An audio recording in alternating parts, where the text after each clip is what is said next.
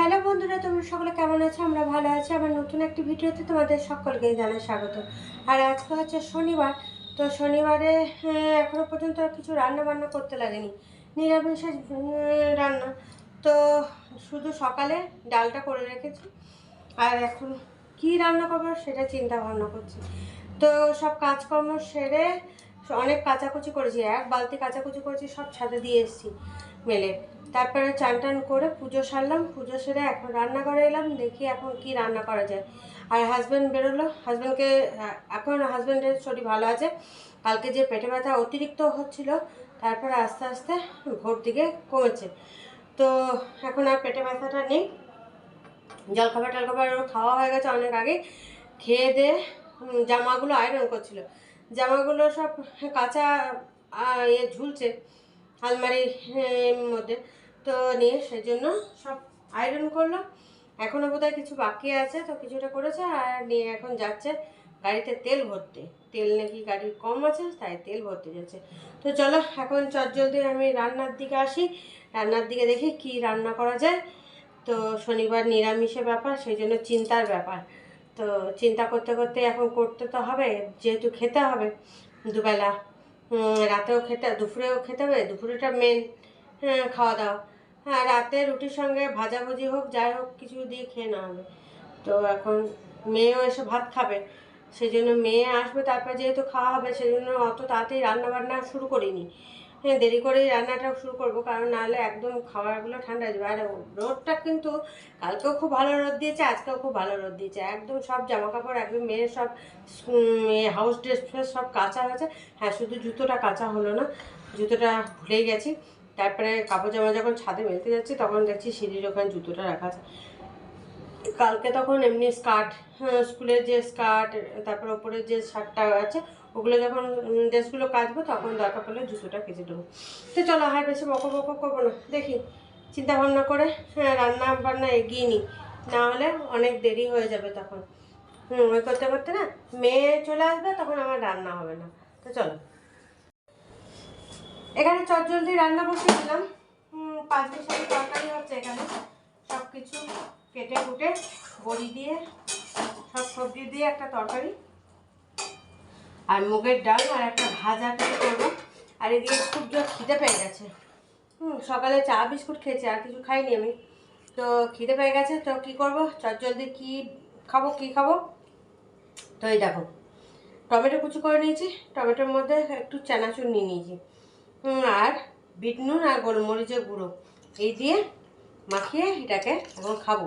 তো চলো এখন চটজলদি এটা খেয়ে নিই, কারণ খুব জোর খিদে পেয়েছে, কারণ এখন খেতে অনেক দেরি।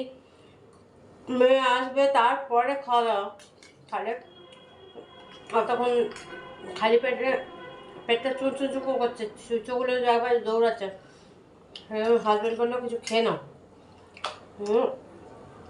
খাবার তো আছে, ফ্রিজে পিঠে ভরা আছে, পায়েস আছে, কিন্তু মিষ্টি জিনিস, এখন মিষ্টি জিনিস আমি অত খাচ্ছি না।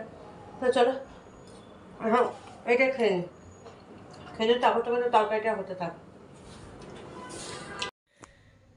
দেখো, অনেকক্ষণ পর তোমাদের সামনে এলাম, আর আজকে দুপুরের রান্নাগুলো তোমাদের দেখাতে পারিনি।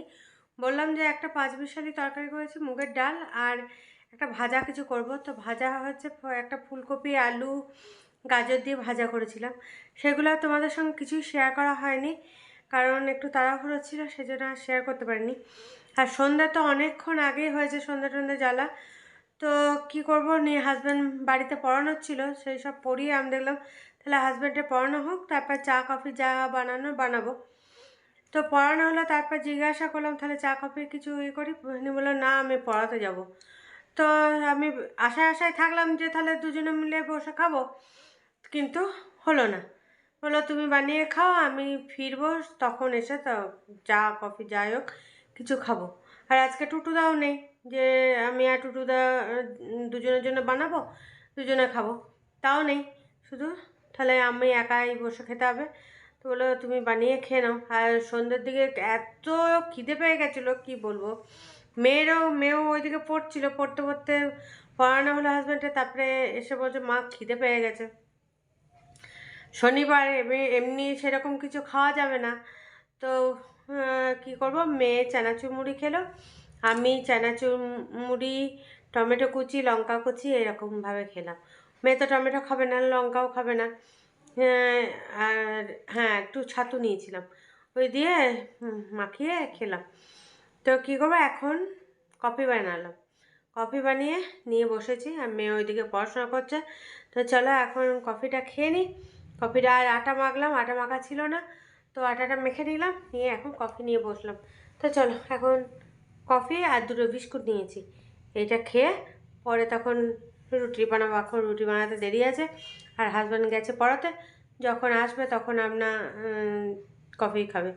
তো চলো এখন খেয়ে নিই।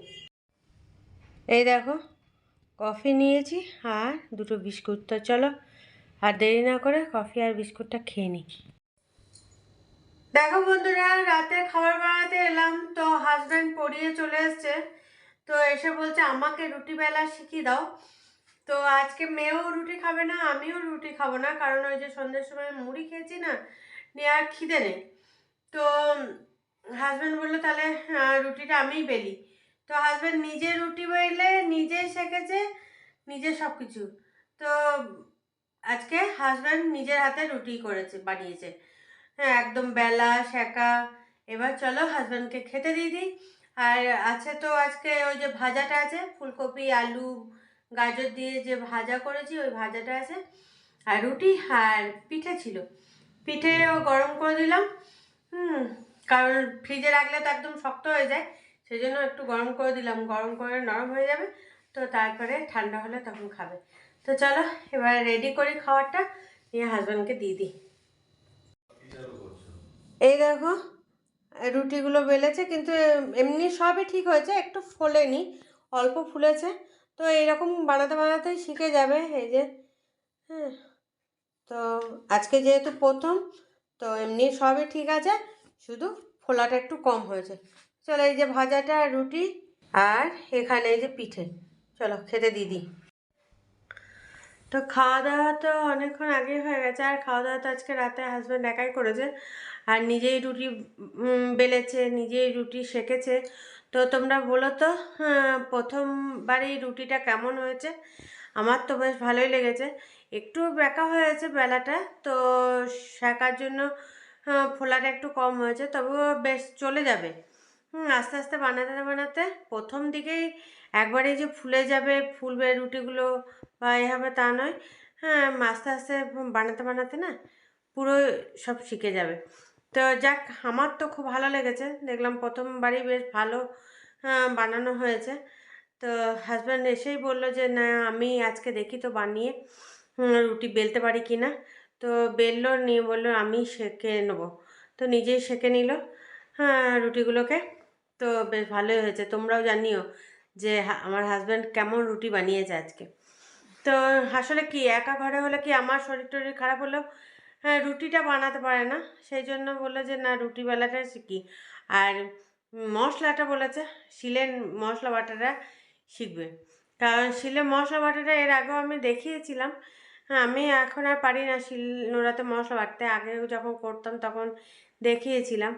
তো আসলে কি পিছন দিকে চলে আসে মশলাগুলো। হ্যাঁ, আমাদের কি বাটলের সামনের দিকে এগিয়ে যায়, তো আর হাজব্যান্ডেরগুলো পিছন দিকে চলে আসে, সেই জন্য বলেছে আবার চেষ্টা করবে। তো যাই হোক, একা ঘরে শিখে থাকলে অসুবিধা হয় না। হ্যাঁ, আমার শরীর টরীর খারাপ হলে তখন বানাতে পারবে। তো চলো, আমার খুব ভালো লেগেছে আজকে রুটিগুলোও বানানো, আর যেহেতু শিখেছে খুব ভালো লেগেছে। তো চলো আর বেশি বকো বকো করবো না, এবার ঘুমিয়ে পড়ি। সবাই ঘুমিয়ে পড়েছে। তো ভিডিওটা এখানে শেষ করছি, কাল আবার একটা নতুন ভিডিও নিয়ে চলে আসবো তোমাদের সামনে। তো tata, bye bye, good night.